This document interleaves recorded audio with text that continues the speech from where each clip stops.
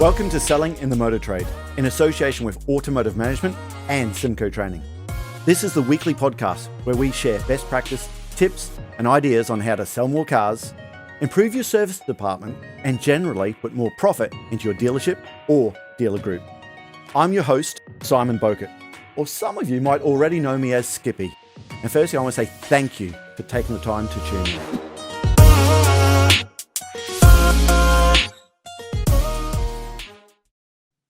Hi, and welcome to another episode of Selling in the Motor Trade. Today, I'm joined with Lee Higgins. Lee is the founder and owner of Rhino Group. And also with him is Jonny May. He's the managing director of Rhino Group. So guys, thank you very much for taking the time for this podcast. Good morning, Simon. How are you? Very good, thank you. And yourself, Jonny? I'm very well. Good to see you. Yeah. Now, listen, if you've listened to the podcast, we often like to start off with some quick fire questions. And you're going to have to work out who's going to answer this. But can I ask you guys, what would you prefer? A nice cold beer or a glass of wine? Wine, every time. Wine for both, okay. A beach holiday or city break? Beach holiday. Oh, beach holiday, both of you, okay. Are you more cat or dog? Dog, definitely. Okay. A nice Italian meal or curry? Italian. Yeah. Oh, Italian, okay. Film or good book? Film for me. Neither for me. Neither, okay then. iPhone or Samsung? iPhone. Okay, and a seize the morning early bird or a night owl? Completely opposite. Early bird. Night owl. That's the only thing you guys are different on. Early bird and night owl. Okay, well, thank you very much. Hey, Jonny, I want to start with you, sir. Tell us, how did you start in the motor trade? How did you get to where you are now, and what was the journey for you? Well, a start for me was back in 1993. I left college and I worked 3 years for a printer and worked my way up to be senior estimator. And I came out when they didn't pay any PAYE, so the company went bump. Oops. And I said I'd like to come into the motor trade, and I ended up, the story shorter, at Walgate Honda in Wigan. So that was my very first job as a trainee salesperson. The trainee salesperson. So this really separates the true motor traders. Do you remember the first car you sold? Yes, I do. It was a white Honda Concerto on a J plate. On the J plate, I love it. And that always separates the real motor traders. Remember the first car, what, 93 did you say? Incredible. Yeah. It's first day, would you believe, and this was after a quick chat and a coffee, I got pointed towards the pitch and told, there's a punter, there's the pitch, there's your glasses guide, off you go. Even as a trainee, that was the training you had. Yeah. Incredible. And what about yourself, Lee? What was your journey to where you are now as the owner of Rhino Events? How did that start? I've never actually been in the trade myself. My background was hotels. Originally, when I was a school leaver, I was a porter, actually, at the Portland Hotel in Manchester. And some years later, I joined the Manchester Evening News group of newspapers, where I was the local sales rep going around all the dealers selling the space. So I did that very successfully for 4 or 5 years, worked with a lot of agencies, and in 96, with one of my best friends, decided to set up our own agency, which is Rhino, and we still do that side of it today. So yeah, that's how I got into it, and 24 years later, I think we are now, we're still going strong. Still going strong. Okay. Well, listen, this is for both of you, I suppose. In your early careers, who has, or is there anyone specifically, was one of your biggest influences in the job that you're doing? Someone that really stands out that you wanted to emulate? That's a good one for you, actually. I think that's... Yeah, the industry is full of big personalities and people you remember. I went from Walgate Honda to Bristol Street Vauxhall, Manchester, where Nigel Clark was the general manager, Nick Bailey was the general sales manager. Both good guys, very different styles.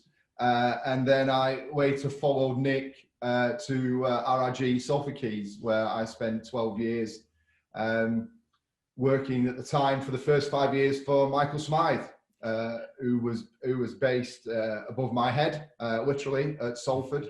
And he was a force of nature. So with regards culture and approach and standards, he was second to none. And I have to say, he left an indelible mark on me on it. Most weeks, I would say.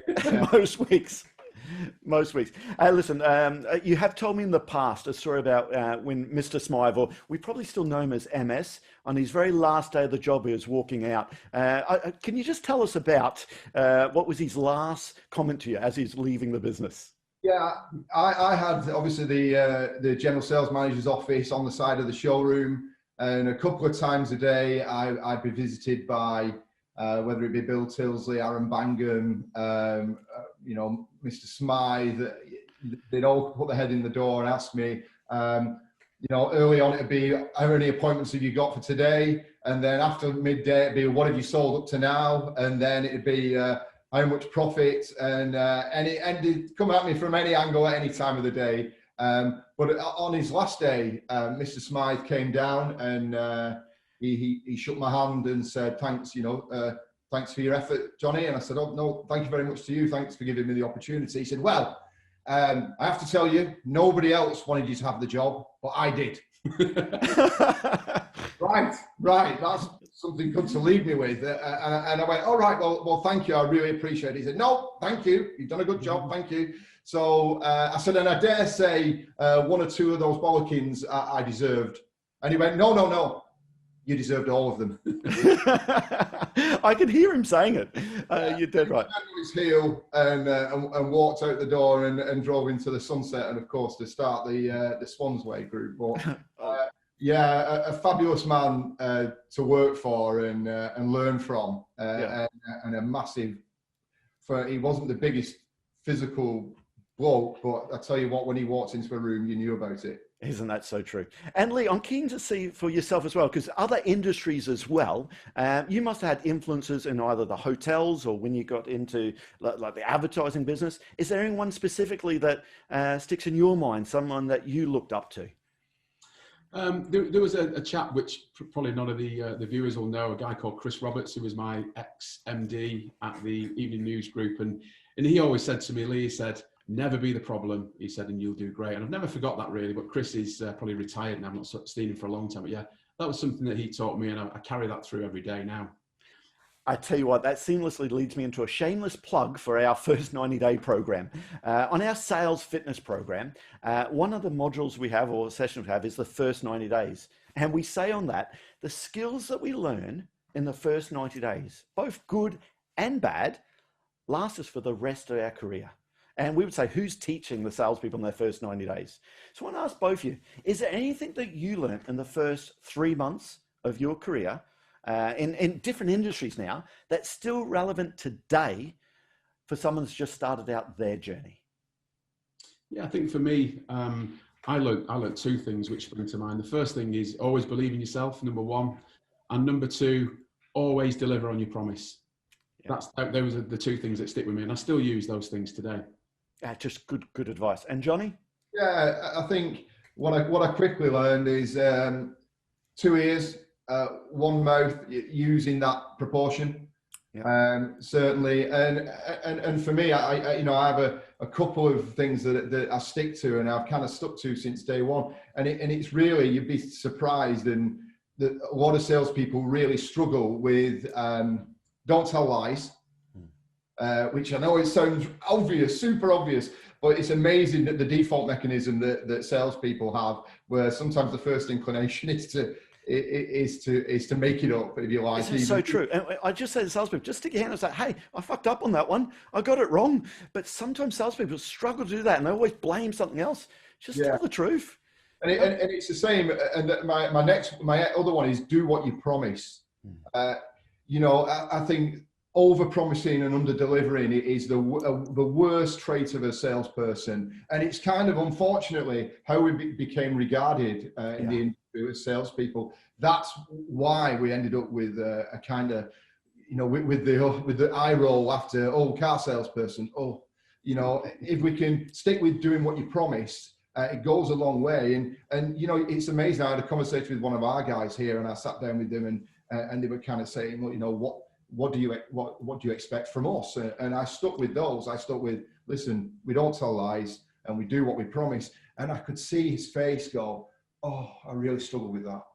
And he at least he was upfront and honest enough to say, I do struggle because I just want to give them what they want. And I think it's pertinent today. If we can do that, if we can over deliver rather than delivering short, it will certainly go a long way, whatever industry it is. But John, I think you hit the nail on the head there. So many times the salesperson just wants to say, yes, can I have that car on Thursday? Yes, you can.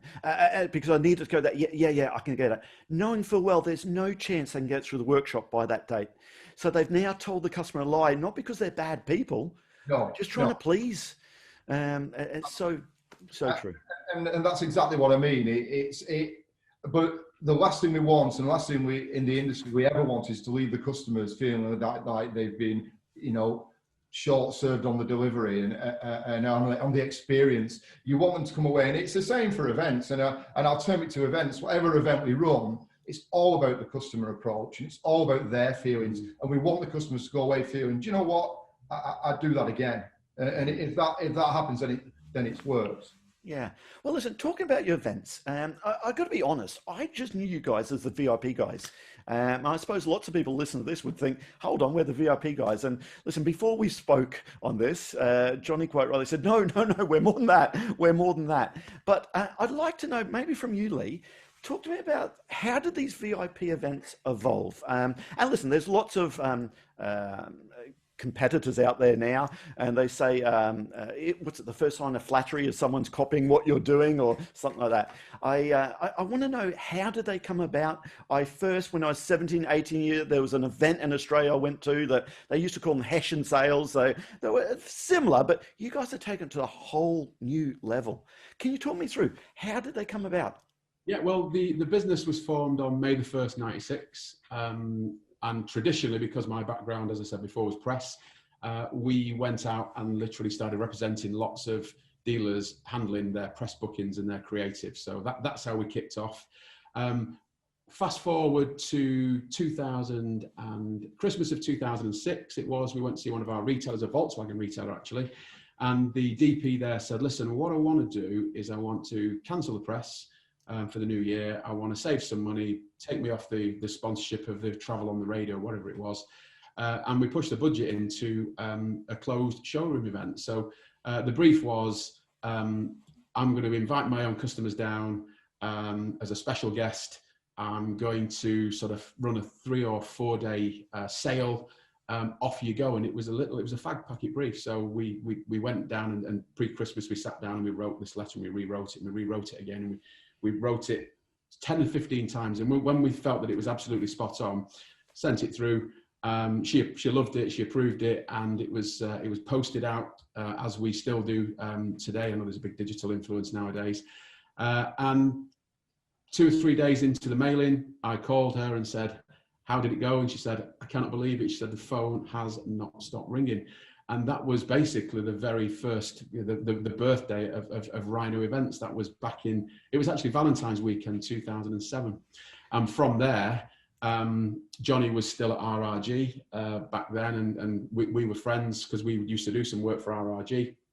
And then when 2009 came, we were doing still loads of press and still loads of our traditional stuff, and not so many events. And we thought, actually, what we should really do is look at this and let's do something with it. So Johnny came on board April 2009, of course. Yeah, I nearly said 10 then. In fact, Johnny's start date should have been the 1st. Yeah. I remember that. And he went, "Actually, Lee, do you mind if I start on the 2nd? I'm a little bit like that." So anyway, so that's what we did. Nobody's April Fool, we see. Yes, okay. And we've taken it from what was that one-off at the Volkswagen retailer. When Johnny joined, I think we did about 180 odd in our first year, and we've built it and built it and built it, and we now find ourselves in 8 or 9 different markets. with a variation of our different events. So that's a brief snapshot of how it all happened. I did not one of the very first, but one of the first few VIP events at RRG Salford, and I think we did what most dealers do. We did the event in June and sold 45 cars, and we thought, this is great. And by the way, back then I did what I wouldn't advocate now. We didn't do the pre-qualification. We didn't prepare. We just went into it ad hoc, and because we all thought we were clever, of course, in those days. And so I did it in June, and I went again in September. So wow, that was quick. That is not what I'd advocate. No, absolutely not. Vary what you do and make it a little bit different. But I'd experienced, and would you believe, in September we sold one less car. I think we did 45 in June, 44 in September, and after that, Lee, I had a conversation with Lee, and the rest, the rest history, I suppose. But yeah, I knew then that it was something special and something very different. And of course, the rest of the group went and all enjoyed a good time. And we're still looking after RRG to this day, and certainly Dean Watson at Stockport. I spoke to Dean last week, and they had their event and said it was as good as they've had. So, which is great to learn for us, because it's important. Yeah. Well, listen, that's a question that some people listeners might have. I know I have. There's good newsletters, there's great newsletters, there's spectacular newsletters, there's beer and pizza nights on prospecting. There's QR codes where people come in and check your QR code and you win a prize. It might be a sandwich or a holiday to Barbados. Hey, what makes Rhino events different? Okay, and I suppose what I'm driving at is there still space for these events?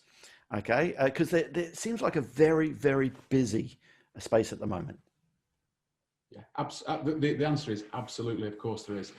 I think we were the first in market to do these things back in 07, and like naturally what happens, there's then a spawned industry and other people join in the race, which is fine because it keeps us on our toes and we're all very different. I think for me, what the difference is with our events is the customers who are coming along to the event, who book in, know why they're coming.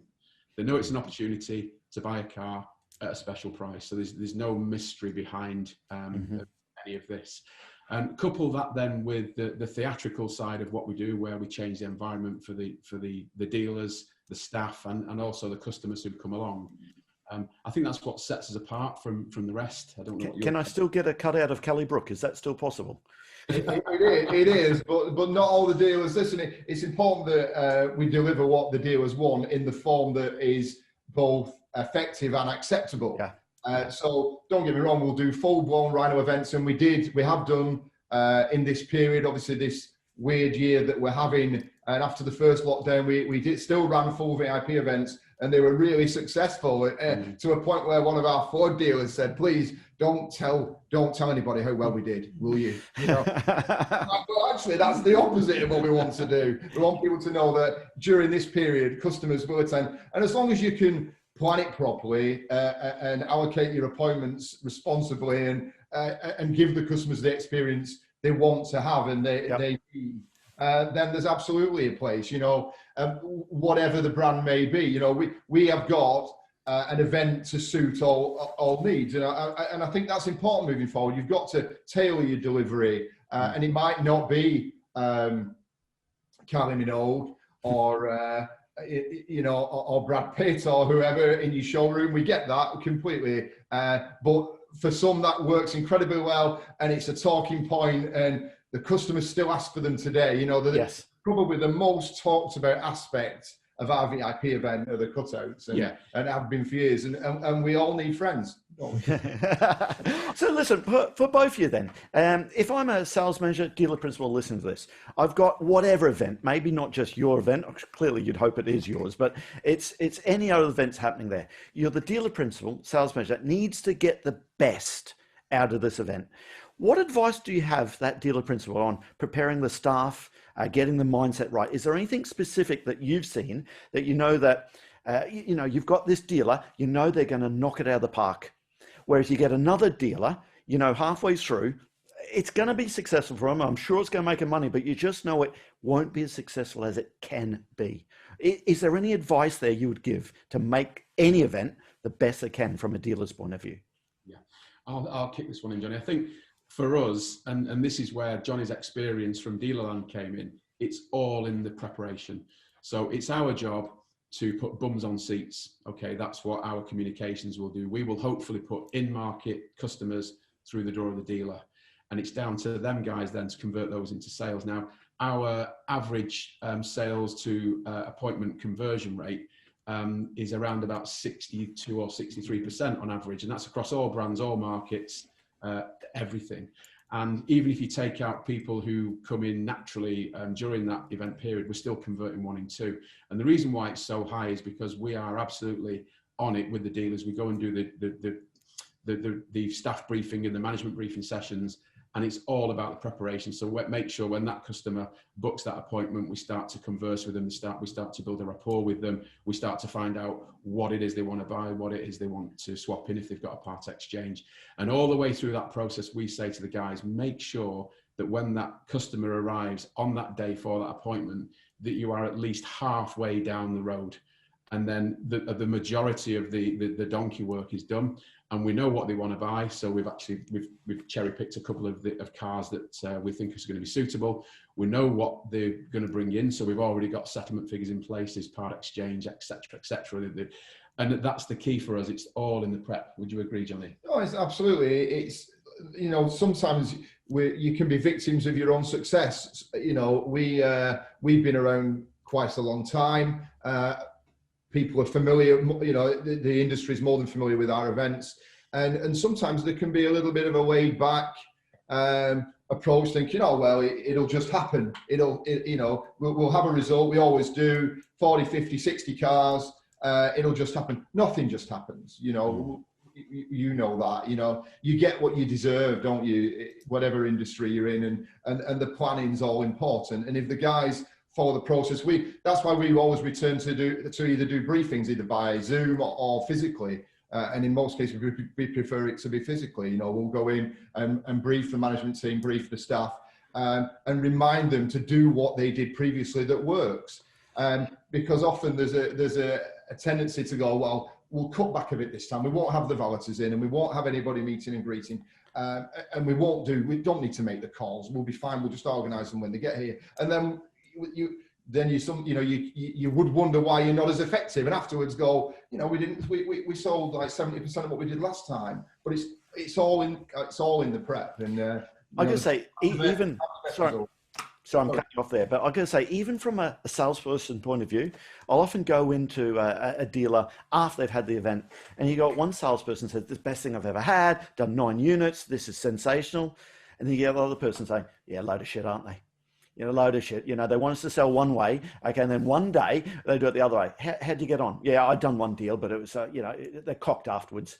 And you just think, hold on, it was your whole mindset to this event. In the same dealership, same event, you got someone that's raving about it and someone that's whinging about it. It always amazed me, that psychology of the mindset. It really makes a difference, doesn't it? Quite often, Simon, I think when we are engaged by a dealer, we'll go in to talk to the team, and quite often that session will start with the sales guys' body language. Yeah. Yep. Hey, you talk about my job now. That's what we do when we train. Okay. And hopefully, after that session's complete, the leaning forward, the body language is changing. Actually, I'm really pleased that I'm having to work my weekend off, because this sounds like a really good time. And then 9 times out of 10, it is. And a lot of the retailers that we've worked with a lot of these dealers for a long time. And I'll be honest with you, when we first started doing this, we were a bit of a headache pill. We were a solution to a problem. Yeah. You know, to get them to that number, to hit the target or whatever it may be. But then you then find yourselves being part of the plan.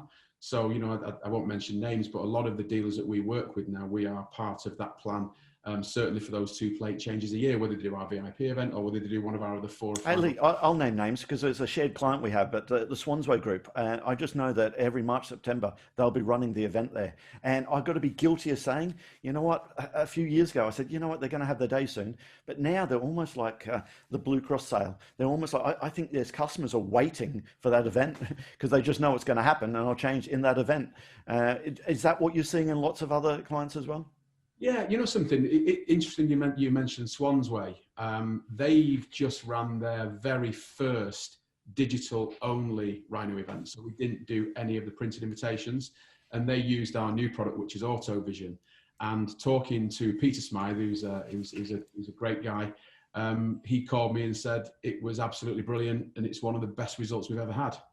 And that was they were the first movers to take one of our events. So the same event, the same delivery, the same theatrical piece, but all of their customers were invited through video, which was brilliant for us. So that means that we know that our the way forward as we move through the coming months and years, we do know that I believe strongly that these events have got a very strong place in the calendar. The retailers, if they get behind them, they will work. And we're now very confident in the different communication channels that will still deliver a great result for them. It's interesting you talk about video there, and I hope this doesn't sound too much of a sales pitch for Rhino, but hey, listen, I can't blame you for talking about that. But video is everywhere there. We know that there's See It Now videos. We need to talk about this. It's a digital environment. And I've got to say, our business, I wish I could tell you this was genius, but 10 years ago, we started digital video training when no one else was doing it. And when we had the lockdown, thank goodness we did, we had the sales fitness program. We got 450 training modules now that we can deliver all remotely. And it just amazes me that some of the other industries, this Zoom, this digital, the how we communicate, that's what people expect. So it makes sense that video to promote an event is going to work. If we're asking people to do a See It Now video of the car, we're asking them to be trained through video. With the people we're training is the YouTube generation. They're used to these short, quick videos. Lots of people will be watching this video there. So I know it sounds like an advert to you guys, but it makes so much sense for me to send the invites out digitally so they can see the managing director, they can see that this is a real event. And I actually think there's a huge future for that, huge future on what you're doing there. Now, listen, talking about this, where is the future? In the motor trade, is there still a position for a car salesperson?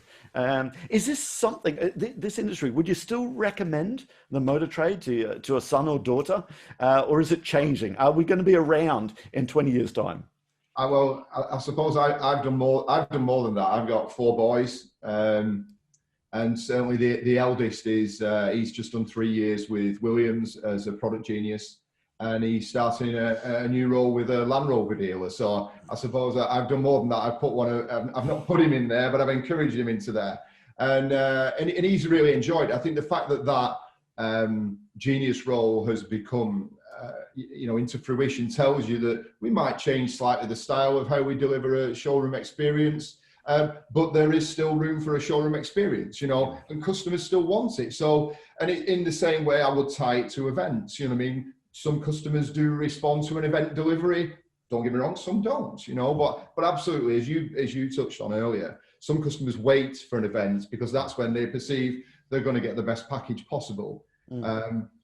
But yeah, I would recommend, it's interesting, I was listening to one of your podcasts from the other week with Mike Thompson, who was a sales director at Leasing Options, and Mike's a good guy, and we go back a long way from when he obviously worked for me, but he said, one of the things we're missing is the showroom experience, and he is heading up Leasing Options, and he actually used that as a case in point to say we haven't got that, we've missed the showroom experience. So it tells me that there's still a requirement for one. Customers still want it; they still want the touchy-feely, and after all, people buy from people. Yeah, I think that going back to would you recommend it to your kids? My daughter is now at Newcastle Uni in her first year. She's been there only a couple of months. And she did a year at Sytner as a showroom host at their Rolls-Royce and McLaren site in Wilmslow near Manchester. And she absolutely loved it. And I suppose with a product like that, it's all about the showroom experience. Yeah. And, people she met. She absolutely loved it. But to Johnny's point, you look at a lot of the larger groups these days, and they're all investing heavily in new plots of land, new showrooms. Halliwell Jones is one of our customers as well. They're heavily invested in property and showrooms. So I know the online side of things is amazing, and we're all hooked on that, and we're all doing online shopping and all the rest of it. But I personally believe that there is nothing like going into a showroom and seeing and touching and feeling and getting to know that car. Especially when you look at the EV market that's obviously expanding rapidly. I remember I've contracted a couple of cars over the years, and I've been brave enough to just do it online and just order it through a contract hire company without having to go into a showroom.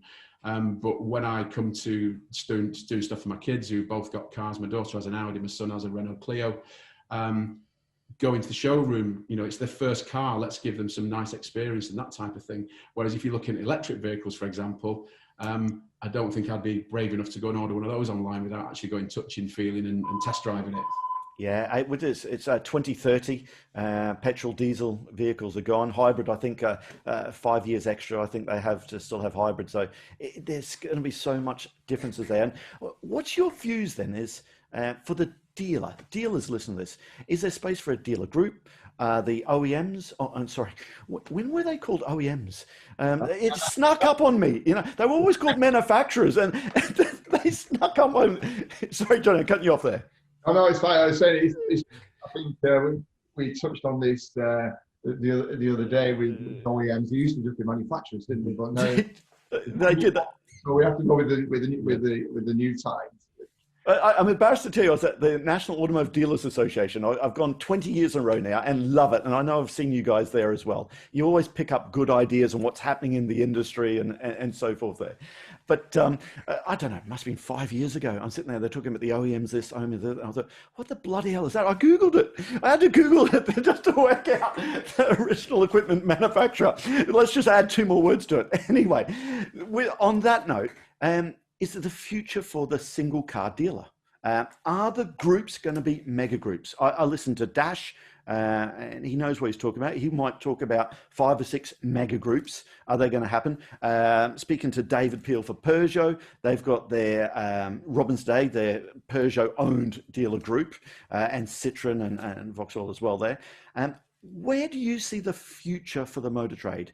Is it big major players, or is there space for that owner-driver dealership? I think that the big guys. We work with the Marshall Group, and we've worked with Robins Day. Last year we did a couple of events in the new plate period for them, and they were incredibly successful. And they're disciplined and well organised, as the Marshall guys are, and invariably do very, very well. But we know that's going to be part of the future, but we also have worked with the Volvo network in the last couple of years and supported them with their own event delivery, a bespoke event delivery, the Platinum event. And they have got more owner operators than most. And I would say in the last couple of years, they've probably been, as an OEM, more, as if not more successful than most brands. So I personally think there's room for both. And I would be, and again, personally, it would be a shame if they cease to exist, the owner operators. I do feel they have a place and they still can be successful. But I also admire what the big groups have done, and certainly the disciplines and processes that they have in place these days are very impressive. And we enjoy working with them. Absolutely. Okay. Invariably they do well and follow through. Guys, I want to take you back now to that very first lockdown. For allied industries like yours and ours, it's been tough out there because the dealer world had to stop. Okay, and I've always said, maybe arrogantly now, thinking back in time, that our business was always a little bit recession-proof. And what I mean by that is 08, 09, when the world went to shit, we had one of our best couple of years there, because when the things get tough on the dealers, that's when the phone rings. They come and say, help, okay, because processes aren't right, blah, blah, blah. And I know that when the lockdown happened, we just couldn't get into dealers. It just stopped, okay? Then when they opened up, quite frankly, dealers didn't need us. I mean, they were flying. They were selling cars hand over fist. And I've got to say that in the training world, I know there's lots of training companies that have been bleeding.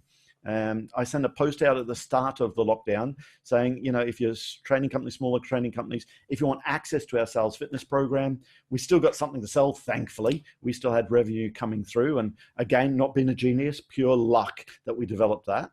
And my phone was bombarded with training companies.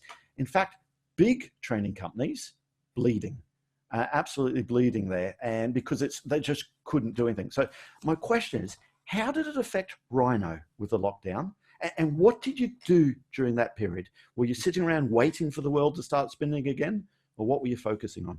If we could have planned COVID to land, not that COVID has been welcome in any of our lives, but if it landed at a perfect time, it probably did, because we managed to get all of our, pretty much, give or take 1 or 2 events. Our Q1 business was all executed and invoiced, which was great. Of course, March you were. Yeah. So we managed to get pretty much all of that away. So we obviously lost all our Q2 order book, which is generally quieter than Q1 anyway, for obvious reasons, although our European business is where we see that. So we lost about 120 events during the Q2 period. But what we thought was, well, amazing, so the dealer's going to be opening again in time for Q3. Nobody's been buying any cars. People may be a little bit reticent to go in dealers. They're going to need appointments. They're going to need video and all that type of thing. So we thought, we're going to be busy. So what we decided to do after we had sort of had a couple of weeks of, this is a bit weird, like Johnny was out with his jet wash and I was washing my car for the first time in a long time and that type of thing. We decided to get the team together, and for those who weren't furloughed, we got to work on some new innovation, and we had some ongoing projects that we did. So during the lockdown period, we managed to get our Auto Vision product ready and out there, and we actually launched it officially just before the lockdown ended, and we had some very success stories with that, particularly with Volvo. Clive Brook Volvo did an online virtual showroom sales event while he was closed, and did very, very well off it using our Auto Vision product. So we got a lot of that away, and so we can come on to Auto Vision in a few minutes. But what happened then, similar to what happened to you, Simon, the dealers reopened. We thought, right, here we go, it's going to be really busy, and it was a tsunami of customers coming through doors. Everybody whose PCP had expired during the time came back in the showrooms. People whose holidays had fallen over, they can't go to Spain for 2 weeks. Let's go and buy a new car. Yep. Anyone whose wedding had cancelled, the bride was upset. Don't worry about it. We'll make it easy. We'll go and buy a new car. Yep. And all of our dealers in the main enjoyed record weekends, record months. And as we went through July and then into August and September, it was record after record after record. Don't get me wrong. We did do some business. In fact, we did approximately half the amount of business in September that we did the previous September when we were stacked out.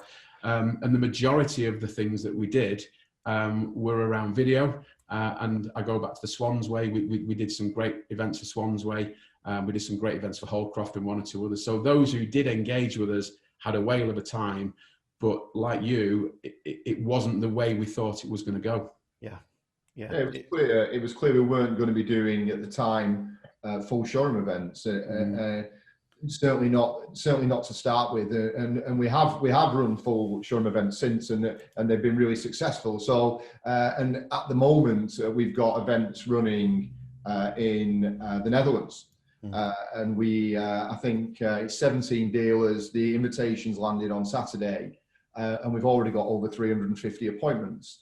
But what we have put in place is giving the customers control and autonomy is a full booking system. So they can schedule their own appointments, and they can actually go straight to the appointment, one from the printed invitation, and as well from the email or the SMS. So they can choose to even receive a contact, a call back, or they can schedule their appointment immediately. So, moving forward, we've got to give the customers control because they want it.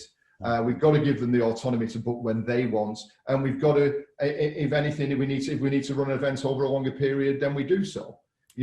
So, but we've got to give customers that feeling of control because they're more educated, they know what they want, and they want to do it in their own time. I suppose with the industry, I'm cutting you off again there, sorry, Johnny, but they were selling cars. It was like shooting fish in a barrel.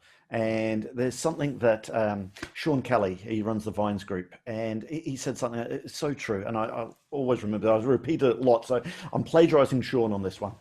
You know what? When we've done really, really well, we tend to pat ourselves on the back, how well we've done. And, if you look at social media, I've had lots of people saying how brilliantly they've done over that period. But when things are really bad, it's the market's bad. And Sean said, you know what? It can't be both. It can't be both there. And what I'm finding at the moment that lots of sales departments, they've been shooting fish in the barrel, and selling cars hides lots and lots of sins. Lots of shortcutting happened. Lots of people weren't going through the whole process. They didn't have to. Okay, the whole process was, is that car available? Yeah, I'll have it, because the other 4 had already been sold from underneath me. There's no negotiation, no nothing. But I'm now noticing, and for the people listening to this podcast, we're doing this at the back end, 2020. Actually, it's getting tougher now. You're going to have to work harder for it. You're going to have to go back to doing what we used to do, last year there. It's becoming tougher and tougher and tougher out there. You just got to work harder on it. But listen, during the lockdown, it gave us time to work normally we're working in the business, not on the business. And we had the digital product was still going, but we had time to think. I wasn't on the road as much as I can. And we started doing lots of joint partnerships because we realized we had this sales fitness platform with so much video content that other people could do. And we're now working with lots of other, I would normally say competitors, but they're now using their training material. They're putting it on our platform. Now, listen, we'd like to say our LMS system is unique and the best in the world. And, everyone says that, but trust me, ours is very good. And we've got so many other people that in the past I would say, no, why would I want to deal with them? But now they're putting their stuff on our platform, and it's worked well for both parties. What about yourself? What sort of joint partnerships have you looked at? I know that you've talked about something specifically you're working on there. I know this has come up for the people who listen to this before we started recording. I said that See It Now, great company. They do a very, very good job. But I had my sales director phone up and said, hey, have a look at this. See It Now. They've just reinvented Zoom. What do you mean? He said, well, they got See It Now Live. Isn't that Zoom? So what I'm driving at is, what did you guys do on joint partnerships? How is it working for you? Do you want to talk me through all that product and what you're doing there? Yeah, sure. Well, we have a very close relationship with Gardex. I'm sure everyone on this podcast knows the guys down there. And we, over the past 12 months, have been working on a collaboration in 2 areas. The first area is our digital video marketing platform, which we've branded as AutoVision. And we've collaborated with Gardex on that. And essentially what that allows us to do is to go into any dealer anywhere and execute an event delivery for them, or even a campaign or a launch or any news item that is going out to their database. So we go in, we take the brief, we find out what it is that they want to achieve. We then go, we meet that brief, we then go back into that dealership with a film crew, and we make a short video. And that video can be anything, like I said before, from the launch of a new car, or it can be a new car offer, a used car offer, or indeed a sales event.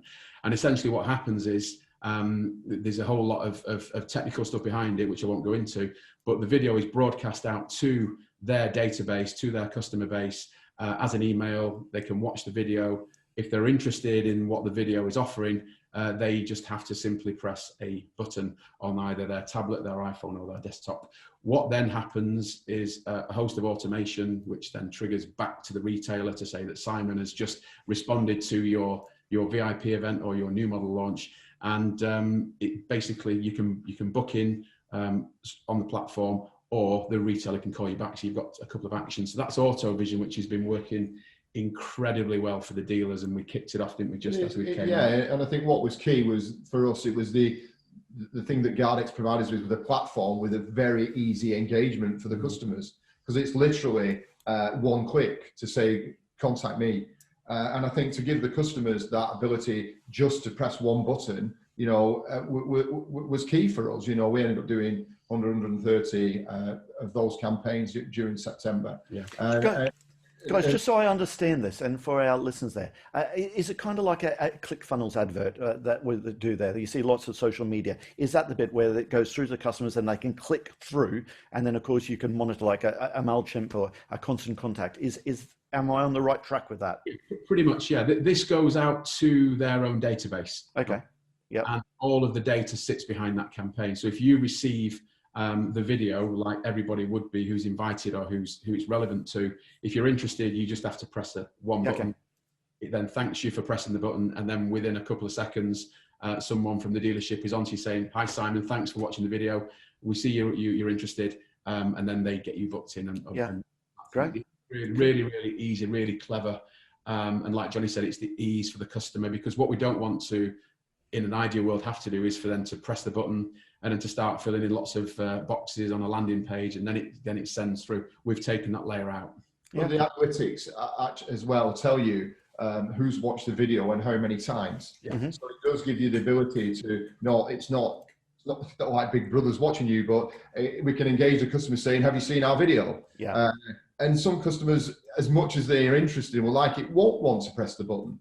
So, those customers are just as important. And I know we got feedback from Clive Brook, as Lee mentioned earlier, from Huddersfield and Bradford for his Volvo dealers. And he said he sold cars to people who hadn't clicked the button, which was even more encouraging. So, I think it really gave us another string to our bow. And then we've moved on from there with GuardX onto our QuickCast product, which is video casting, on-call video casting, which is one-way video. So it operates outside the video. So if you lose the video, you don't lose the call. And not only that, it's a continual flow. So you can actually, and when I say a continual flow, you don't have to break off the call to switch to video. You just ping the customer a text whilst you're on the call. They click the text and press accept, and it opens your camera for you to show them your product. Or even better, you can send them a text for their camera for them to show you their part exchange. So, and it doesn't rely on the strength of the Wi-Fi signal. It's happy operating on 3G, and it's seamless. But I mean, to lose the customer and have to call them back and take their email and mobile number and all that, doesn't have to do any of that. It's right there on the call, operating reliably outside the video. So if the video stalls, as I say, it maintains. And as well, customers, listen, they all accept technology and can mainly use it. But my dad had a parish meeting the other day on Zoom, and by the time he clicked on or logged on, it had finished. Bless him. He's happy to use it, but he's not always the quickest to take up. So we thought the QuickCast product that we'd taken through GuardX and was a revolutionary, really, the way it operates. Yeah, I think the key thing, if you compare it with whether it's a See It Now Live or whether it's WhatsApp video or whether it's FaceTime, it can work on any device. So the way it works is that a dealer will subscribe to the app. It's a very, very low monthly payment for a subscription base. You get 5 users per rooftop, and essentially what happens is that salesperson can be on a landline to a customer talking about the car, and they can just activate a video during that call and show them around. Like Johnny said, you can reverse it as well. But the clever thing is, it's Apple to Android, it's Android to Apple. It works on any device, and the customer just receives that message, opens it, and suddenly they can see the car in the showroom, and then they can ask questions. And for those retailers that have already subscribed to it, it's only been out there for 2 weeks. They're already seeing an increase in sales. And a lot of people that we've got signed up to this already have said, we first of all thought about this product just because of lockdown 2. But actually it's working that well. They're going to now put the QuickCast element into their sales process, even when we come out of lockdown, because they feel that being on a voice call to a customer, talking about that 3 Series or that Corsa or whatever it may be, to activate a video whilst we're on that call is going to heighten the likelihood of the customer transacting there and then. Okay then. Well, guys, so it doesn't sound like too much of a sales pitch for us there, and I can't blame you for doing that at all. You asked the question. That's what we do there, guys. I always expect nothing less, okay? Nothing less than that at all. Hey, guys, can I ask you, going back to both of you, this is a question for both. What's been one of your greatest days in the motor trade? What's a day that you turn around and say, hey, hold on, that sounds really, really good? In the motor trade, right? It doesn't have to be, Lee. It doesn't have to be for business related. I'm not talking about the birth of your children, maybe. We've had a few good days. I mean, it's been a really enjoyable 12 years for me with Rhino. I didn't want to leave the industry. I wanted to stay in the industry, and I feel like I've never been away because I'm still in showrooms on a regular basis. Situation allowing for this year that we're having. But I suppose one of one of the most surprising or successful days of today. Myself and Lee went over to Frankfurt to speak to what we thought was 3 or 4 Opel representatives from Western Europe, and I thought, oh great! I think they said it would be Germany and Belgium and perhaps the Netherlands. We were expecting to walk in. We were seeing Duncan, weren't we? And I thought we were going to walk in the room. There'd be a little table with 4 chaps around it, and so we were. It was a fabulous. Yeah. So we opened the door, and there was 140 people, 14 different Opel countries, waiting to hear what we had to say. So it was pretty. And I think that was the point where Lee said to me, and we carried the invitations through the door along with our. And Lee said, I'll give those out. So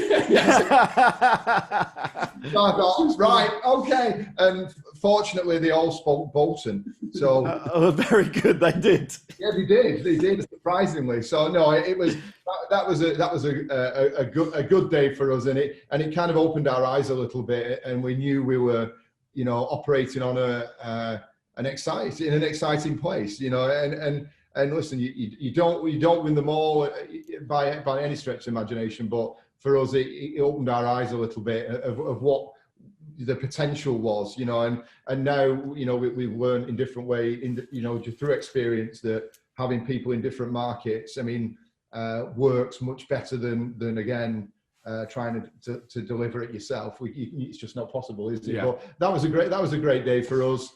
I've got 2. I've been thinking. I'm glad you went first. But for me, there's been one that does spring to mind is one night it was near Christmas. It was going back to about 2010. I got a phone call from a guy called Roy Barrett, who you may or may not remember. Roy was one of the guys who came up with the Network Q program for Vauxhall back in the day, and he said, "I've been tasked by an OEM away from the UK to find something to help launch their used car program." I said, all right, okay. He said, I think I found it. He said, and I'll be honest with you. He said, I've been mystery shopping your events to death, thinking it was a flash in the pan, a little bit of one. He said, but I must congratulate you. I think you've got something there which is very, very, very good. And would you be interested in taking it over to Portugal? So I said, well, absolutely, of course, why not? So to make a very long story short, we had the top table from BMW Portugal fly in, and we did an event down at, it was a Jardine site at the time. Patrick Conway, who we still know and get on with very well, Pat's at Caffins now. It was the dealership down in Eastleigh, which I think is a Snow's business now, the BMW sites. They all came down, and they were just wandering around the showroom watching people buy cars, and the guys in Portugal had never seen anything like it. So I sat down and had a meeting with them shortly after they'd spent a couple of hours, and this guy said, this is the most magnificent thing I've ever seen. So he said, we're going to do it. We're going to take it across Portugal, and we want you guys to run it for us.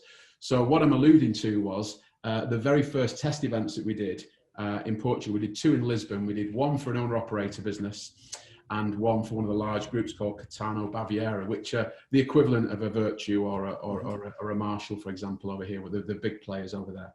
And they did the events. I attended.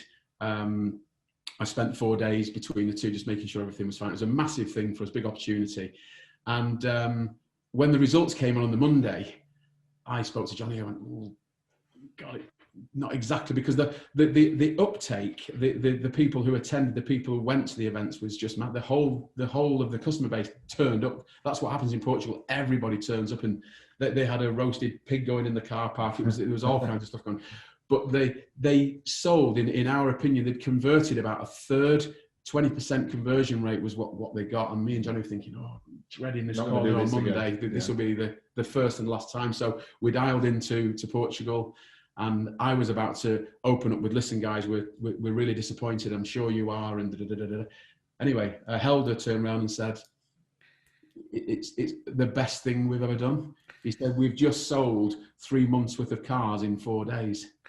And we were like looking at each other thinking, wow, that wasn't expected. So, and here we are 10 years later, still doing the events for BMW in Portugal. And they've taken them to Madeira. And last year we even did the BMW retail in the Azores. Cool. Obviously halfway to the States. We fly over it regularly, don't we? So Yes. that was probably one of my favourite days. Cool. Okay. Hey, listen, I'm just thinking, dealer principal sales manager, listen to this. They'll be wondering, how do they motivate their sales team? How do they keep them up? What targets they give them, whatever. Can I ask for both of you guys? You've got a sales team out there. You need people going out and speaking to people, and you need to chase business down. What's your working day look like? How do you manage Rhino? What's a typical day look like for both of you? How do you keep the whole team doing what they should do? Well, for me, going back to the early riser and the night owl, I tend to be in earlier and away earlier, and Johnny tends to be in later and away later. But a typical day for me is into the office, check the emails. I having recently taken over the business recently. My business partners have retired only in the last week, so and that was an amazing moment for them, and hopefully an amazing moment for us going forward. But I literally go around the building, speak to all the staff, and make sure everyone's okay. But I love talking to people. I'm not a great fan of email, so my day is spent pretty much phoning our clients, phoning dealers, talking to people, and I've got lots of friends in the network as well who are also customers. So I spend my day just talking to all of our customers if I can. Sometimes they'll pick up, sometimes they won't. But yeah, that's what I tend to do most days. And Johnny? Yeah, I think for me, the busier we can be, getting to the front of people is always more enjoyable and effective. Certainly, I've found the office days and the Zoom days quite difficult. The world changes, and you do have to change with it, but doesn't mean you have to like it. Yes. So yeah, I want to be out seeing people and getting in front of people and talking to them about what we can do for them and how we can best help them. The world has changed. And we've had to change with it, and we have, and whether it be meeting a brand requirement or a delivery that's acceptable or delivering a full-blown Rhino event. I like getting out and about and seeing customers and being in the showrooms. It's not been easy, and I'm hoping it will get easier quite quickly. But certainly that's what my days are all about. I think our strength is when we're in front of dealers is where we work best together, and that's where we enjoy the best results. And like Johnny said before, it's we're hoping that very soon we'll be able to go into dealers again like we've enjoyed previously. Let's hope so. Let's hope these vaccines and everything work as well as everyone's telling us they are at the moment. So we can all fingers crossed for that one. Hey guys, this podcast is all about sharing tips and ideas and best practice in the motor trade. So for both of you, this question will be, what's one tip, what's one idea that you'd like to be known for? Okay, you'd like to be thinking, you know what, that's my tip, that's my idea. I'd really like to be known for that in the motor trade. You talked about Mr. Smythe in the past. A lot of people will talk about his coats on the back of the chairs and retails in the detail, and that sticks in. It's hung on the stand. Okay, so what's one tip or idea you've got that you'd like to leave the listeners with? That's a great question. It's certainly one from our perspective, and obviously being a while out of the showroom. We try to be known for the quality of what we deliver and the consistency of what we deliver, and I'm really quite proud of that. And we touched earlier on sales process and saying you come in and do it differently for a period when really we don't. We just do more of what the dealers do closer together, and absolutely, we encourage them to stick with the sales process that they know and are familiar with, so everybody knows where they stand. So my tip for a manager or a salesperson these days is stick with your processes. Processes are absolutely key, and I know you might agree with me there, but vested interest maybe. That would be my tip for any young sales manager or salesperson, and working through the dealership and trying to rise up through the ranks. Stick to your processes, and you won't go far wrong. Yeah, I think for me, it's about that not cutting corners. which again can be related back to the sales process. Stick with it, don't shortcut it. But what we want to be known for, I mean, I remember we were in a meeting, in fact, it was in Germany, in Rüsselsheim, so that might give away the brand. And one of our contacts within that brand held a dealer meeting, and he said, listen, if you want to sell a month's worth of cars in 3 or 4 days, just speak to these guys. And that was kind of a bit of I think that's what we're known for. If you have a requirement to sell a high number of cars in a short period of time, and they say, do a Rhino. Now, it's dead weird that for us, because this event, the golden ticket event, the VIP event, the platinum, the premium, whatever you want to say. But wherever we go, I walk into some dealerships, and I know a few of the sales guys or the business managers or whatever, and they're walking and they go, oh, wow, we're doing a Rhino. And for me, that's massively flattering, because they say, if we're doing a Rhino, it's going to be successful. So I think that's quite a nice one as well for us. We'll take that. Yeah. Hey guys, thank you very much for your time today. And listen, how do people get hold of you? What's the easiest way if they want to do a Rhino? Well, they can give us a ring, or they can email us. I'm lee@rhinoevents.com. Okay. And funny enough, I'm Johnny at rhinoevents.com. So hey, that's nice and easy. And on social media, are you LinkedIn? Do you do a lot on social media? Yeah, well, to be fair, as a business, we don't do as much as we should do, but we're both on LinkedIn, and it's something that we are going to be really pushing hard on as we go into 2021.